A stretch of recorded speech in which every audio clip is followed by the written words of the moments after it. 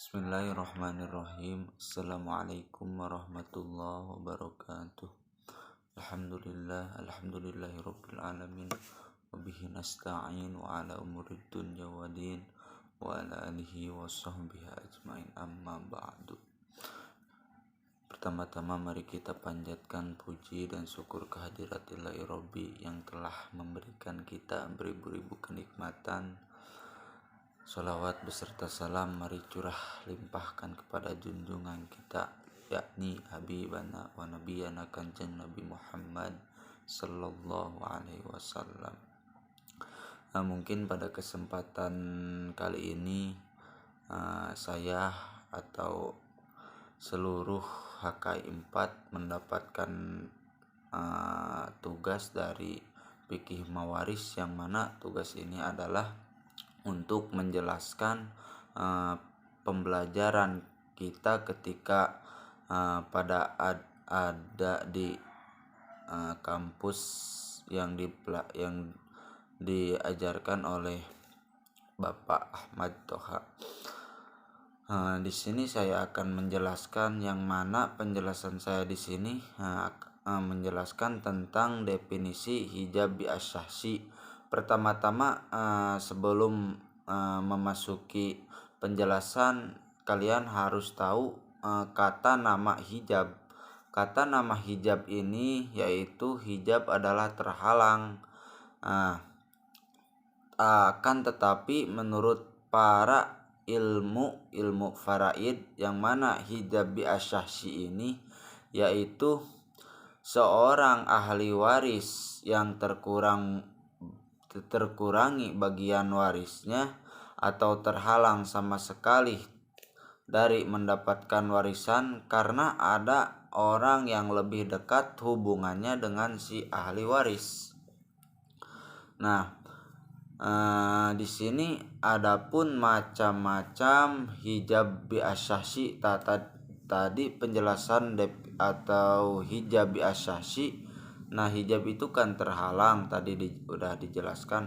Lalu menurut ilmu faraid, yang mana ketika ada seorang ahli waris yang terkurangi bagiannya atau tidak mendapatkan bagiannya dari ahli waris karena ada seseorang atau ada ahli waris yang lebih dekat hubungannya dengan si mayit. Nah, lalu di sini saya akan menjelaskan yang bagian kedua tadi, definisi hijab bi'asyahsi.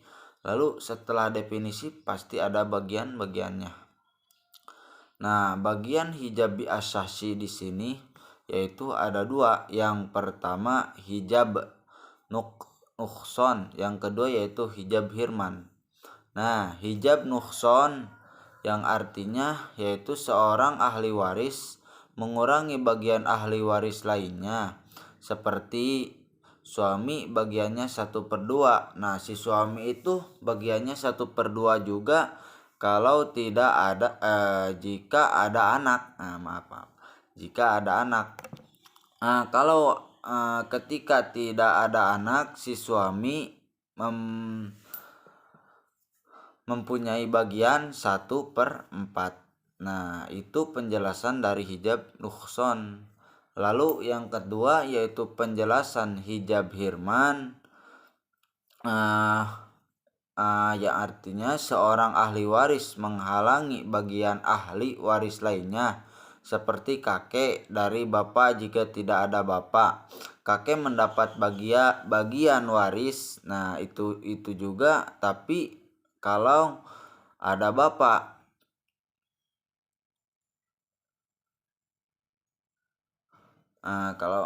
Maaf. Kakek mendapat bagian waris, tapi jika ada bapak maka kakek tidak mendapat warisan atau terhijab, terhalang gitu. Si kakek ini ketika ada kalau ada bapak maka si kakek itu tidak mendapat warisan, tapi kalau tidak ada bapak, si kakek itu mendapat warisan. Nah, di sini seterusnya, penjelasan seterusnya yaitu ahli waris yang sama sekali tidak pernah terhijab hirman. Yang mana kan tadi sudah dijelaskan tentang hijab hirman. Nah, di sini saya akan menjelaskan si ahli waris yang tidak sama sekali pernah terhijab hirman, yaitu ada 6. Yang pertama jadun, maaf, yang pertama bapak, yang kedua ibu, yang ketiga suami, yang keempat istri, yang kelima anak laki-laki, lalu yang keenam anak perempuan. Nah, itu ahli waris yang sama sekali tidak pernah terhijab hirman. Nah, ada 6. Abun, umun, jaoj, bapak, ibu, suami, istri, anak laki-laki, anak perempuan. Nah, penjelasan selanjutnya yaitu daftar ahli waris laki-laki beserta bagian masing-masing dan ahli waris yang menhijabnya. Nah, di sini ada ahli waris yaitu anak laki-laki, ibnun. Nah, si ibnun di sini tidak pernah terhijab, pasti dapat warisan. Nah, anak purutnya yaitu asobah bin nafsi. Lalu yang kedua yaitu ibnul ibni, cucu laki-laki dari anak laki-laki, terus ke bawah cicit laki-laki. Nah, ini terhijab oleh anak laki-laki, oleh ibnun. Nah, di sini purutnya atau bagiannya yaitu asobah bin nafsi. Lalu yang ketiga abun, bapak. Nah, bapak ini tidak pernah terhijab, sama kayak ibnun. Bagiannya itu furud atau bagian 1/6 jika ada far'ul mait. Yang kedua yaitu asobah jika tidak ada far'ul mait. Yang ketiga 1/6 plus asobah jika far'ul mayat perempuan dan ada sisanya. Lalu yang keempat jadun min jihatil abi. Nah, kakek dari bapak. Nah, di sini kakek dari bapak jadun min jihatil abi terhijab oleh bapak, kakek yang lebih dekat atau buyut terhalang oleh kakek. Nah, bagiannya di sini 1/6 jika ada far'ul mayit dan tidak ada bapak. Nah, yang kedua asobah jika tidak ada far'ul mayat dan tidak ada bapak. Lalu yang ketiga 1/6 plus asobah jika ada far'ul mayit. Yang kelima yaitu akhun syakik, saudara laki-laki yang sekandung. Nah, ini saudara laki-laki ini yang sekandung ini terhijab oleh far'ul mayit laki-laki dan yaitu ibnul ibni. Yang kedua terhijab oleh si bapak, urutnya yaitu asobah bin nafsi. Yang keenam akhul abi, saudara laki-laki. Saudara laki-laki ini terhijab oleh far'ul mayat laki-laki. Yang pertama, yang kedua oleh bapak, yang ketiga saudara laki-laki sekandung, yang keempat saudari perempuan sekandung jika menjadi asobah ma'al goer. Nah, bagiannya di sini asobah bin nafsi. Yang ketujuh akhul ummi, saudara laki-laki yang seibu, yaitu terhijab oleh bapak yang pertama, yang kedua terhijab oleh far'ul mayat, baik far'ul mayat laki-laki maupun far'ul mayat perempuan. Yang ketiga terhijab oleh si kakek, yaitu purut di sini atau bagiannya 1/6 jika seorang tidak ada far'ul mayit, tidak ada bapak, tidak ada kakek dari bapak. Yang kedua yaitu 1/3 jika lebih dari satu orang. Yang kedelapan ibnu ahsakik, anak laki-laki dari saudara laki-laki sekandung atau keponakan. Nah, keponakan di sini terhijab oleh bapak, anak laki-laki, cucu laki-laki dari anak laki-laki, saudara sekandung, saudara sebapak, yang terakhir yaitu terhijab oleh kakek. Nah, di sini purutnya asobah bin nafsi.